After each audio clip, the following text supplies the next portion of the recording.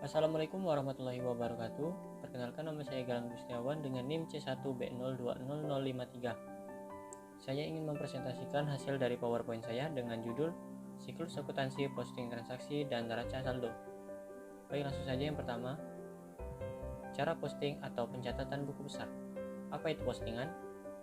Postingan adalah proses pemindahan bukuan informasi atau data akuntansi dari buku jurnal atau neraca saldo awal periode ke buku besar. Kemudian langkah-langkahnya yaitu yang pertama, mencatat saldo awal yang berasal dari informasi atau data neraca saldo awal periode.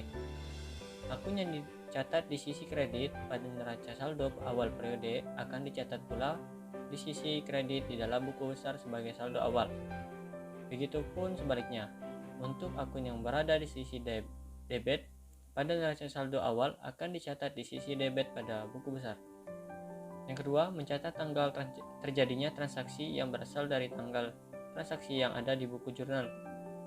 Yang ketiga, mencatat keterangan yang berasal dari buku jurnal ke kolom keterangan yang ada di buku besar. Yang keempat, mencatat jurnal debit atau kredit yang berasal dari buku jurnal ke kolom debit atau kredit di buku besar.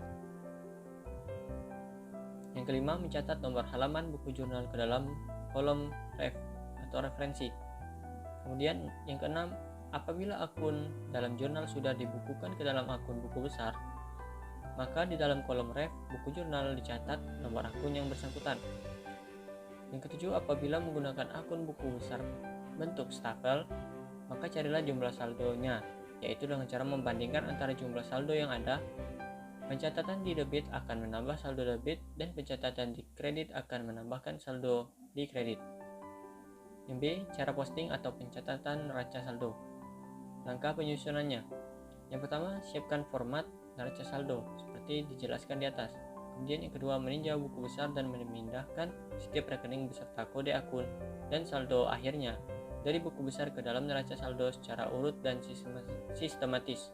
Yang ketiga, langkah selanjutnya setelah dipindahkan dari buku besar adalah menjumlahkan total saldo yang berada di kolom debit dan kredit.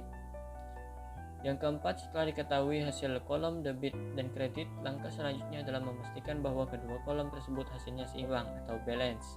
Bisa dilihat pada contoh di slide PowerPoint ini. Buku besar,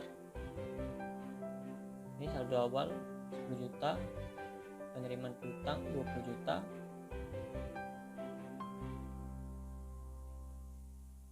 kemudian yang di bagian neraca saldo ini itu tinggal dipindahkan dari yang tabel di atas itu, dari nama akun kas, hasilnya yaitu 15 juta, kemudian piutang dagang 10 juta, persediaan 5 juta, utang dagang 8.500.000 di kredit, kemudian modal 15 juta di kredit, penjualannya 25 juta di kredit, kemudian pembelian 15 juta, kemudian pembeliannya 15 juta, kemudian biaya gaji 3.500.000 di debit.